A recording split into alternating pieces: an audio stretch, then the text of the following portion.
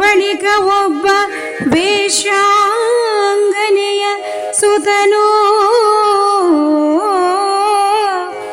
ಯೋಯಸ್ಸು ನೂರೊಂದೆನಿಸಿತು ಅರಸು ಕುಮಾರಕರು ಗಾಂಧಾರಿಯ ಉದರದಲ್ಲಿ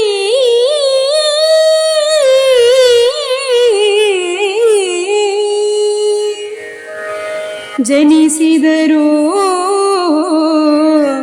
ನೂರೊಂದು ಅನುಜೆ ದುಸ್ಸಳೆಯಾದಳು ಆ ವರಮಾನಿನಿ ಜಯದ್ರಥನ ಅರಸಿಯಾದಳು ರಾಯ ಜನಮೇ ಜಯ ರಾಯ ಕೇಳೆಂದ. ಹೀಗೆ ತನ್ನ ಪುತ್ರರಿಗೆ ಧೃತರಾಷ್ಟ್ರ ಮಹಾರಾಜ ಜಾತಕರ್ಮಾದಿ ಎಲ್ಲ ಮಾಡಿ ಸೂಕ್ತವಾದ ನಾಮಕರಣ ಮಾಡಿದ. ಗಾಂಧಾರಿಯು ಹಿಂದೆ ವ್ಯಾಸರಿಂದ ಆಶೀರ್ವಾದ ಪಡೆದು ಧೃತರಾಷ್ಟ್ರನಿಂದ ಗರ್ಭ ಧರಿಸಿ 2 ವರ್ಷಗಳಾದರೂ ಮಕ್ಕಳನ್ನು ಹೆಡೆದಿರಲಿಲ್ಲವಷ್ಟೇ. ಆಗ ಆ ಹೊಟ್ಟೆ ಬೆಳೀತಾ ಇದ್ದು ಕಷ್ಟಪಡ್ತಾ ಇರ್ತಾಳೆ. ಆಗ ಒಂದು ವೈಶ್ಯ ಕನ್ಯೆಯೋರ್ವಳು ಧೃತರಾಷ್ಟ್ರನ ಸೇವೆ ಮಾಡ್ತಾ ಇರ್ತಾಳೆ. ಆ ಕರಣಿಯಲ್ಲಿ ಧೀಮಂತ ಯುಯುತ್ಸು ಜನಿಸಿದ. ಯುಯುತ್ಸು ಎಂದರೆ ಯುದ್ಧ ಪ್ಲಸ್ ಉತ್ಸು, ಯುದ್ಧ ಮಾಡಲು ಅಥವಾ ಸಂಗ್ರಾಮ ಮಾಡಲು ಉತ್ಸುಕನಾಗಿರುವವನು ಎಂದರ್ಥ. ಈ ಯುಯುತ್ಸು ಮಹಾರಥಿ ಎಂದರೆ ಏಕಕಾಲದಲ್ಲಿ 7,20,000 ಸೈನಿಕರೊಡನೆ ಸೆಣಸಾಡಬಲ್ಲ ಸಾಮರ್ಥ್ಯ ಉಳ್ಳ ಅತಿ ವೀರ. ಮಹಾಭಾರತದ ಯುದ್ಧದ ಮೊದಲನೇ ದಿನ ಪಾಂಡವರ ಕಡೆ ಸೇರಿದ. ಮಹಾಭಾರತದ ಯುದ್ಧದ ಅಂತ್ಯದಲ್ಲಿ ಉಳಿಯುವ ಏಕೈಕ ಕೌರವ ಅಂದರೆ ಅದು ಯುಯುತ್ಸು.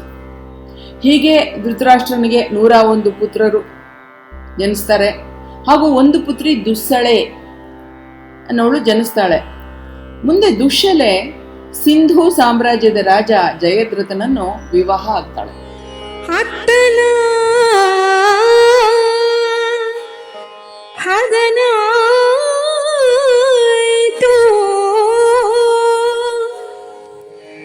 ಬಳಿಕಿನಲಿತ್ತ ಧರ್ಮಜ ಭೀಮಸೇನರ ಹೆತ್ತ ಹರುಷದೊಳು ಇವರು ಮೇರೆದರು ಪಾಂಡುಕುಂತಿಯರು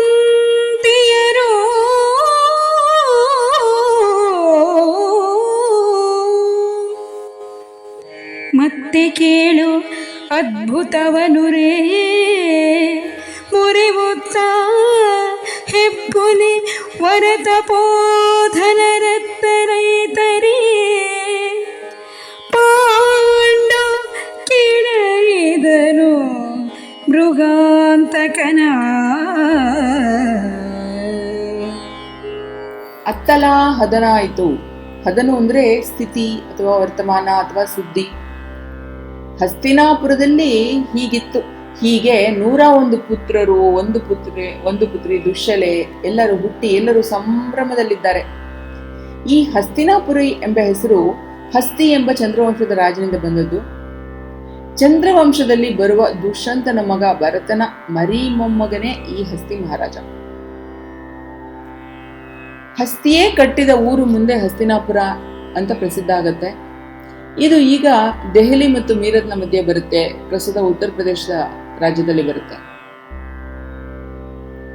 ಹೀಗಿರ್ಬೇಕಾದ್ರೆ ಇತ್ತ ಕಾಡಿನಲ್ಲಿ ಪರಿವ್ರಾಜಕ ಜೀವನವನ್ನು ತಮ್ಮದಾಗಿಸಿಕೊಂಡ ಪಾಂಡು ಮತ್ತು ಕುಂತಿಯರು ಮಕ್ಕಳ ಭಾಗ್ಯ ಪಡೆದ ಒಂದು ಸಂತೋಷದಲ್ಲಿ ಇದ್ದಾರೆ.